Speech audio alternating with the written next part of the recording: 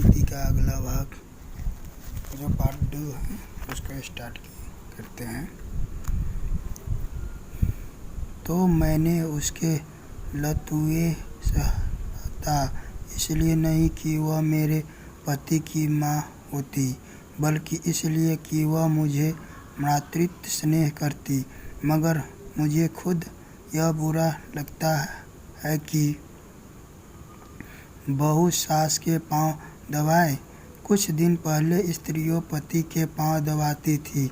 आज भी उसी प्रथा का लोप नहीं हुआ है, लेकिन मेरी पत्नी मेरी पांव दबाए तो मुझे ग्लानि होगी। मैं उससे कोई ऐसा खिदमत नहीं लेना चाहता तो मैं उसकी भी न कर सकूं। यह रस्म उस जमाने की यादगार है जब स्त्री पति के लौंडी समझी जाती थी। अब पत्नी और पति दोनों बराबर है। कम से कम मैं ऐसा ही समझता हूँ।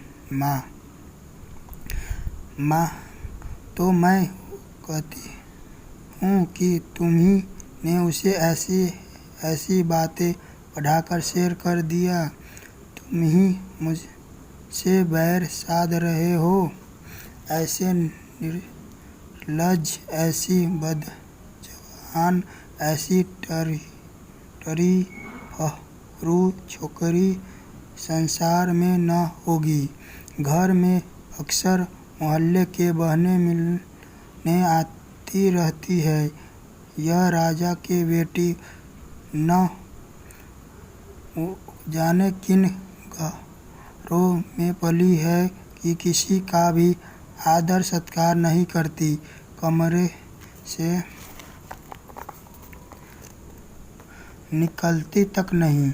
कभी कभी जब वे खुद उसके कमरे में चली जाती है तो भी यह गद्दी चारपाई से नहीं उठती, प्रणाम तक नहीं करती। चरण छूना तो दूर की बात है बेटा। वह देवियाँ से मिलने आती होगी। तुम्हारे और उनके बीच में न जाने क्या बातें होती होगी। अगर तुम्हारी बहू बीच में आ कूदे तो मैं उसे बदमिजाज कहूँ। कम से कम मैं तो कभी पसंद न करूँगा कि जब मैं अपने मित्रों से बातें कर रहा हूँ तो तुम या तुम्हारी बहू वहाँ जाकर खड़ी हो जाए। स्त्री भी अपनी सहेलियों के साथ बैठी हो तो मैं वहाँ बिना बुलाए नहीं जाऊँगा। यह तो आजकल का शिष्टाचार है। माँ, तुम तो हर बात उसी का पक्ष करते हो बेटा। न जाने उसने कौन सी जरी सुंघा दी है तुम्हें। यह कौन कहता है कि वह हम लोगों के बीच में आ कूदे, लेकिन बड़े का उससे कुछ तो आदर सत्कार करना चाहिए बेटा। किस तरह? माँ, आकर आंचल से उसके चरण छुए, प्रणाम करे, पान खिलाए, पंखा झेले। इन्हीं बातों की तो बहू का आदर होता है। लोग उसकी प्रशंसा करते हैं। नहीं तो सब की सब यही कहती होगी कि बहू को घमंड हो गया है, किसी के सीधे मुंह बात नहीं करती बेटा। विचार करके। हाँ, यह अवश्य उसका दोष है। मैं उसे समझ दूंगा माँ, प्रसन्न होकर। तुमसे सच कहती हूँ बेटा, चारपाई से उठती तक नहीं। सब औरतें थोड़ी करती है, मगर उसे तो शर्म जैसे छू ही नहीं गई। और मैं हूँ कि मारे शर्म के मारे जाती हूँ। बेटा, यही मेरी समझ में नहीं आता कि तुम हर बात में अपने को उसके कामों का जिम्मेदार क्यों समझ लेती हो। मुझ पर दफ्तर में न जाने कितने गुरकिया पड़ती, रोज़ ही तो जवाब तलब होता है, लेकिन तुम्हें उल्टे मेरे साथ सहानुभूति होती है क्या? तुम समझती हो अफसरों के मुझसे कोई वैर है जो अनायास ही मेरे पीछे पड़े रहते हैं, या उन्हें माद हो गया है जो अकारण ही मुझे काटने दौड़ते हैं? नहीं, इसका कारण यही है कि मैं अपने काम में चौकस नहीं हूँ, गलतियाँ करता हूँ, सुस्ती करता हूँ, लापरवाही करता हूँ।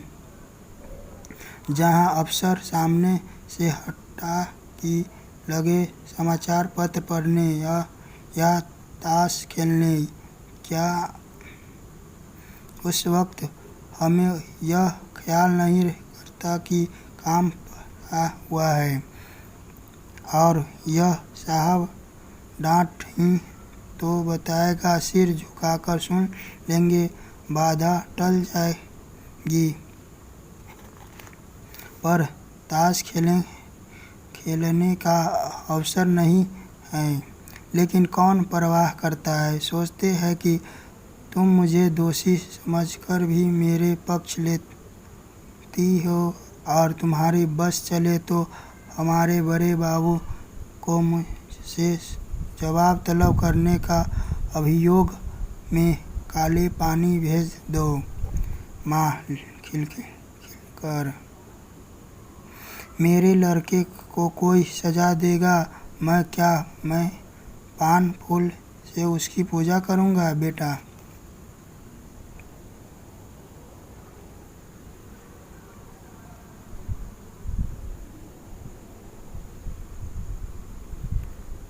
हर एक बेटा उसकी माता के उसकी तरह ही कृपा की आशा रखता है और सभी माताएं अपने लड़कों को ऐब पर पर्दा डालती है।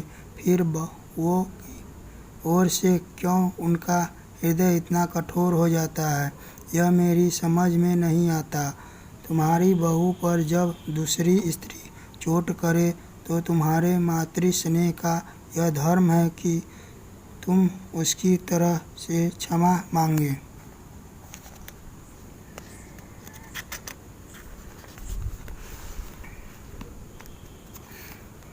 कोई बहाना कर दो, उनकी नज़रों में उसे उठाने का चेष्टा करो। इस तिरस्कार में तुम क्यों उससे सहयोग करती हो? तुम्हें क्यों उसके अपमान में मज़ा आता है? मैं भी तो हर एक ब्राह्मण या बड़े बूढ़े का आदर सत्कार नहीं करता।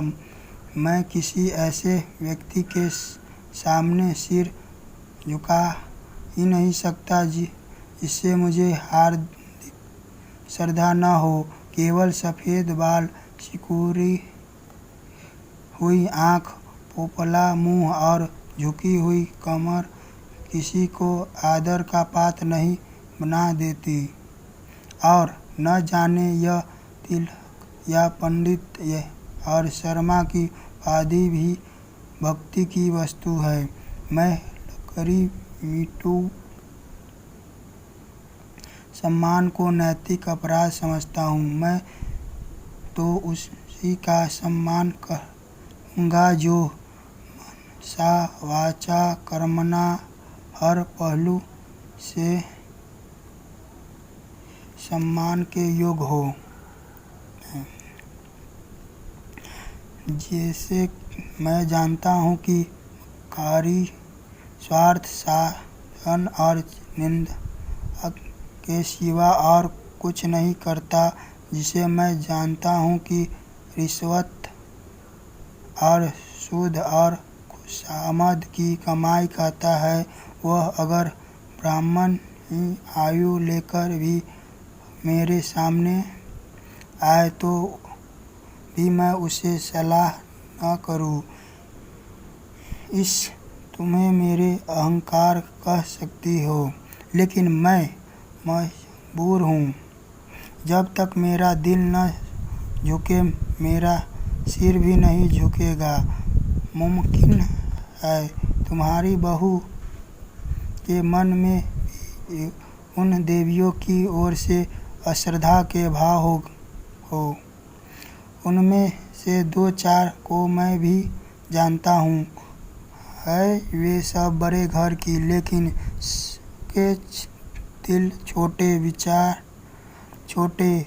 कोई निंदा की पुतली है तो कोई खुशामद में युक्त, कोई गाली गलौज का अनुपम, सभी रूढ़ियों की गुलाम, ईर्ष्या द्वेष से जलने वाली एक भी ऐसी नहीं है जिसने अपने घर को नरक का नमूना न बना रखा हो। अगर तुम्हारी बहू ऐसे औरतों के आगे सिर नहीं झुकाती तो मैं उसे दोषी नहीं समझता। माँ: अच्छा, अब चुप रहो बेटा। देख लेना तुम्हारी यह रानी एक दिन तुमसे चूल्हा न जलवाए और झाड़ू न लगवाए तो सही। औरतों को बहुत सी चढ़ाना अच्छा नहीं होता है।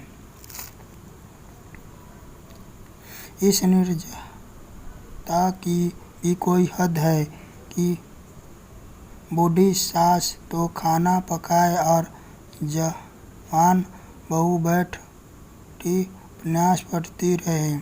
बेटा, बेशक यह बुरी बात है और मैं हरगिज नहीं चाहता कि तुम खाना पकाओ और वह उपन्यास पढ़े, चाहे वह उपन्यास प्रेमचंद्र जी ही के क्यों न हो। लेकिन यह भी तो देखना होगा कि उसने अपने घर कभी खाना नहीं पकाया।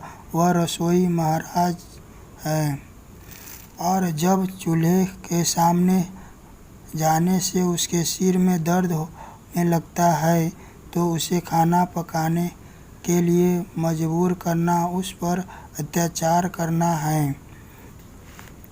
मैं तो समझता हूँ ज्यों-ज्यों हमारे घर की दशा का उसे ज्ञान होगा, उसके व्यवहार में आप ही आप रिश्ताक होती जाएगी। यह उसके घर वालों की गलती है कि उन्होंने उसकी शादी किसी धनी घर में नहीं की।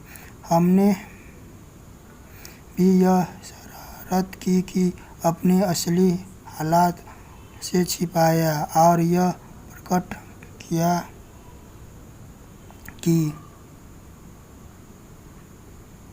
हम पुराने रईस हैं। अब हम किस मुँह से यह कह सकते हैं कि तू खाना पका या बर्तन मांज या झाड़ू लगा। हमने उस लोगों से छल किया है और उसका फल हमें चखना पड़ेगा।